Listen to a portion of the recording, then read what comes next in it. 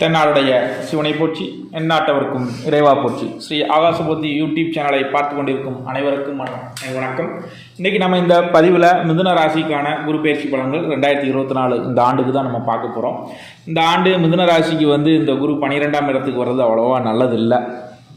சரிங்களா, வெறும் 40% தான் என்னால் நன்மையே சொல்ல முடியும். அதுவும் நீங்கள் பரிகாரம் செய்கிறத பொறுத்து கூடலாம் குறையலாம். சரிங்களா, ஏன்னா இந்த ராசிக்கு குரு 12ஆம் இடத்துக்கு வருது. இது இந்த இடத்துல உட்கார்றது நன்மையே கிடையாது. ஏன்னா 12ஆம் இடங்கிறது மறைவு ஸ்தானம். அது மட்டும் இல்லை, அதிக விரயம், பிரிவு, விபத்து இந்த மாதிரியான சூழல்களை உருவாக்கக்கூடிய ஸ்தானம் அது. ஸோ நீங்கள் வண்டி வாகனங்களில் போகும்போது ரொம்ப கவனமாக இருங்க. விபத்துகள் நடக்கிறதுக்கு அதிக சான்சஸ் இருக்குது.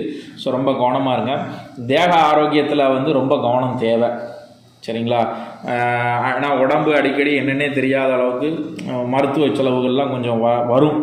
அதனால் ரொம்ப கவனமாக இருங்க. நீங்கள் செய்யக்கூடிய தொழில்களில் கொஞ்சம் இறக்கங்கள் வரும். அதை கொஞ்சம் சமாளிக்கிற மாதிரி நீங்கள் இது பண்ணுங்கள். தேவையில்லாமல் எக்ஸ்ட்ராவாக முதலீடு போட்டுறாதீங்க. அதிகமாக கடனும் கொடுக்காதீங்க வாடிக்கையாளர்களுக்கு. ஏன்னா விரைய நிறைய ஆக போகுது. அதனால் நான் சொல்கிறேன், தொழிலில் கொஞ்சம் கவனமாக இருங்க.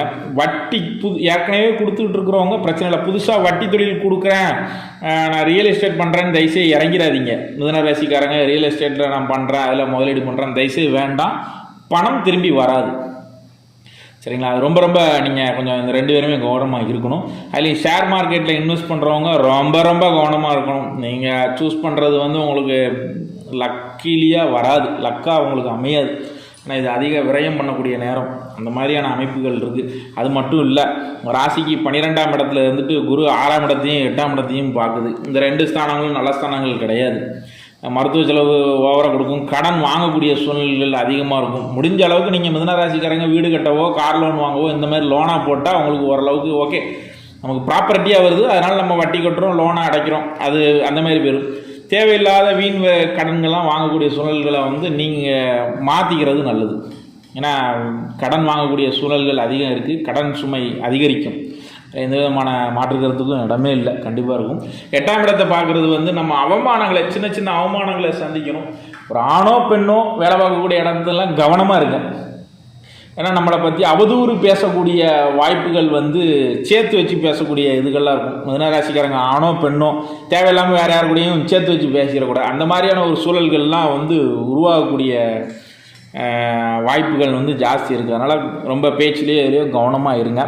சக பணியாளர்கள்கிட்ட கொஞ்சம் விட்டு கொடுத்து போகிறது நல்லது. ஏன் அப்படின்னா, இப்போ உங்களுக்கு மேலதிகாரி தொந்தரவுகள்லாம் அதிகமாக வரும். வேலையில் கொஞ்சம் இடைஞ்சல்கள் வரும்.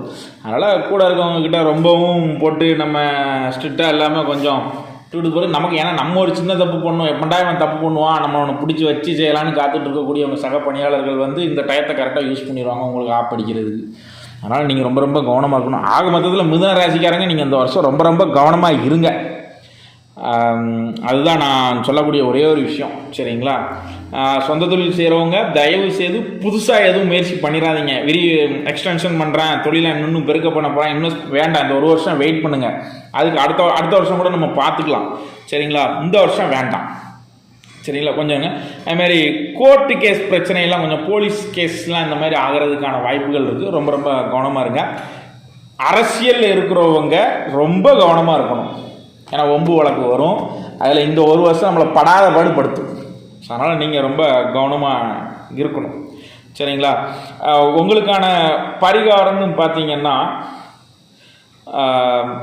உங்கள் ஊரில் இருக்கக்கூடிய பெருமாள் கோயில்களில் நல்லா கட்டுக்கோங்க. உங்கள் ஊருக்குள்ள இருக்க பெருமாளில் சுதர்சன நரசிம்மர்னு இருக்கும். முன்னாடி பார்த்தீங்கன்னா சக்கரத்தலைவர் இருப்பார். அதே சிலையில் பின்பக்கம் பார்த்தீங்கன்னா நரசிம்மர் இருப்பார். இந்த வழிபாடு பண்ணுறது உங்களுக்கு ஓரளவுக்கு நன்மை தரும். அங்கே போய் ஒரு 2 நெய் விளக்கை போட்டு அந்த சுதர்சன சக்கரத்தலைவருக்கு நீங்கள் அர்ச்சனை பண்ணுறது உங்களுக்கு ரொம்ப ரொம்ப ரொம்ப நல்ல பலன் தரும். நாங்கள் இது தூத்துக்குடியில் எங்கே இருக்குன்னா, ஹார்பரில் இருக்கக்கூடிய பெருமாள் கோயிலில் இருக்குது. சிதம்பரம் நகரில் இருக்கக்கூடிய ஒரு பிள்ளையார் கோயிலில் சுதர்சன நரசிம்மர் இருக்கார். இதை விட்டாச்சுன்னா மதுரையில் திருமேகூரில் சுதர்சன நரசிம்மர் கோயிலே இருக்குது. முடிஞ்சால் நீங்கள் அங்கேயும் போய் வழிபாடு பண்ணுறது உங்களுக்கு என்ன செய்யும், நல்ல ஒரு நான் சொன்ன மேற்கண்டமான விஷயங்கள்லேருந்து நம்மளை காப்பாற்றி கொடுக்கும். தொழிலை முடக்க விடாமல் என்னத்தையோ வண்டியை இழுத்து பிடிச்சி கொண்டு போகும். சரிங்களா, நீங்கள் வேலை பார்க்கக்கூடிய இடங்களில் வரக்கூடிய பிரச்சனையையும் அது சரி பண்ணும். மறந்துடாங்க, கவனமாக இருந்துக்கோங்க. சரிங்களா? மேலும் வரக்கூடிய மே 1ஆம் தேதி குரு வந்து மேசராசியிலேருந்து ரிஷபராசிக்கு வந்து என்ன செய்கிறாரு, பயிற்சி ஆறாரு. அன்னைக்கு ஸ்ரீ மீனாட்சி சோமசுந்தரேஸ்வரர் திருக்கோயில் தட்டார் தூத்துக்குடி மாவட்டம் நமது ஆலயத்தில் வச்சு குரு பயிற்சி தோஷ பரிகார யாக பூஜையை வந்து நம்ம நடத்துகிறோம்.